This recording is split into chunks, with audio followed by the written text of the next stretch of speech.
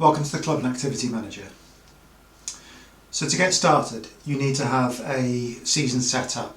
If you don't have one already set up, the first thing you're going to do is you're going to go to Club Season Manager and you're going to create a new season. When you click New Season, you've just got to give it a description. Usually this may well be a term or like a holiday or something. If you're doing holiday clubs, it could be the Summer Holiday Clubs 2025 or whatever. And you give it a start and end date. Now I've already got mine set up, so I'm just going to go back. And the one that we're going to be using today is this Autumn 23, Autumn 24. So when you go into the Club and Activity Manager, not only can you set each season up, but you can set some of the preferences as well. You can edit the things that you set up previously, so you can edit the description, the date range, and you can even set it to archived if you want. But what you can do is set terms and conditions for the season. So it might be that you want every person, every parent to sign up and agree to some term conditions, maybe payment or schools' terms and conditions for clubs and activities in general. And to do that, you click Manage. It gives you some description at the top, but basically you just click Add a New.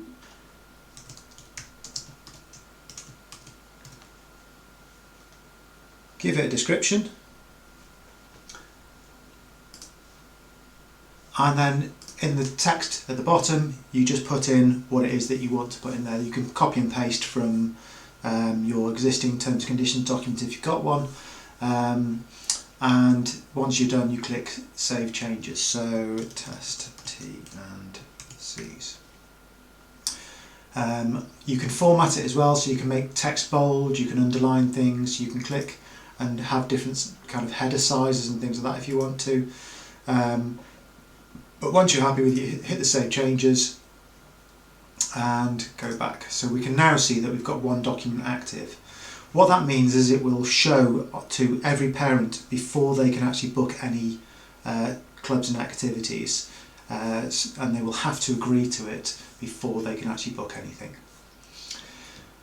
You can also set some dates. This is useful for attendance and things like that, so that you can actually exclude certain dates from being relevant on the attendance things.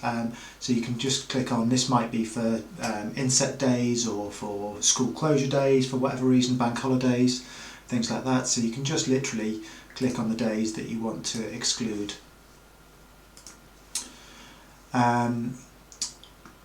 When you do, you've got to actually save them as well. So you can see that those two dates I just clicked on have been added into these exclusion dates.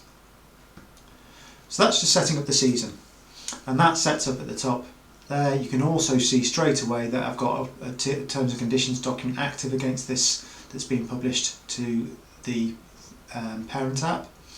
Typically when you've set up a club, it will start like this, saying that the season's not yet published to parents, because typically you will be setting up the actual clubs, setting what year group they're attached to and all those kind of things before you actually set the publishing options. So let's have a look at that now. Let's have a look at the setting up of an actual club. So I've got Wednesday here. Maybe on Wednesday we have a film club.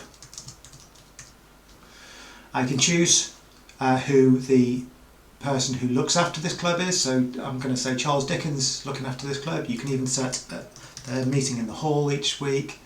I want a capacity, so you can leave this empty.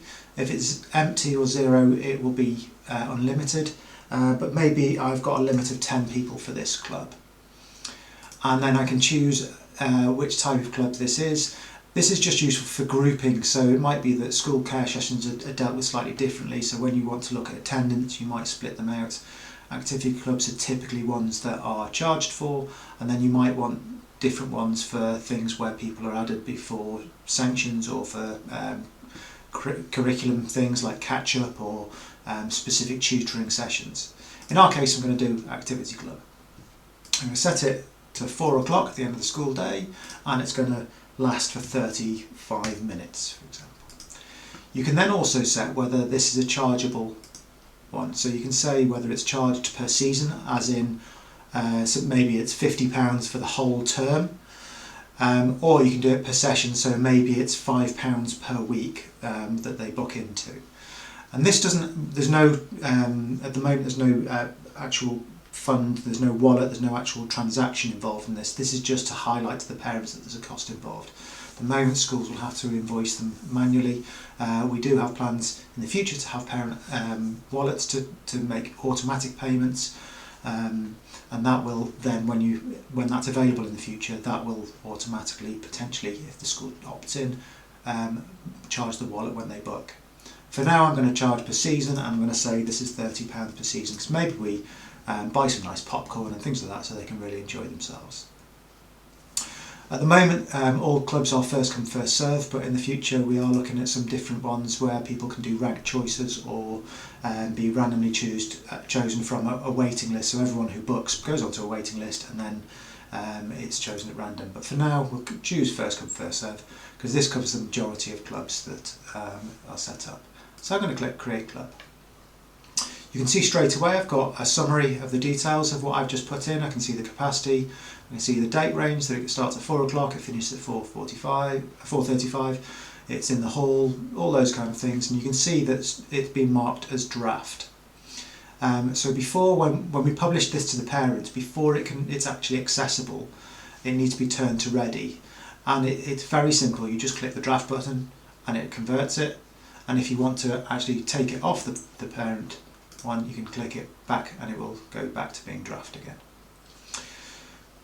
Before we put this onto the parent one, I'm just going to change a few things. So the first thing I'm going to do is I'm going to edit this, and when you do editing you've got a couple of extra options, one extra option, and it's this one at the bottom here. So once a club has been made, you can actually limit it to certain year groups. So maybe this club is only available to years 3 and years 4. So I've tagged those in, and all I'm going to do is update the club, and you can see now the little tags here that say it's limited to years 3 and 4. That means it won't show in parents where they haven't got children in year 3 and 4, so nobody can book it outside. And even if a parent has a child in year 3 and another one in year 6, the option to book film club will only be available for the child in year 3.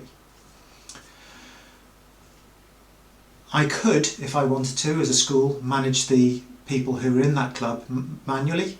This button in the bottom corner here is to change the members. So you can add staff to this, so maybe I want to add a member of staff to this club, so maybe somebody's going to help out.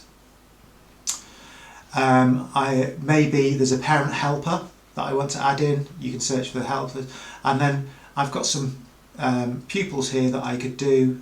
So maybe Kirsty here is going to be, I'm going to pre-add her because for whatever reason I'm putting her on before it's been published, so that she's been added. I'm going to hit close on that. But you can remove children that have been added, so maybe a parent mistakenly added their child to a club. The school, if the parent contacts the school can manage the members of this themselves. So we've got our club there. You can already see that one person that we've just added has gone in, so I can see there's 9 spaces left. I've got 1 pupil added to the group. So let's have a look at this now in terms of publishing it. So I'm happy with this club as it is, so I'm going to mark that as ready. So I've now got all 4 of these ready. So if I click the publish now to send it to parents, it gives me the options to choose. So I can set a booking window for the parents to choose from. So here I click on this and I can choose maybe what dates I want it to be. So maybe I want it to be from the 1st of September to the 31st. So I'm going to click apply on that, and you'll see that it sets the dates.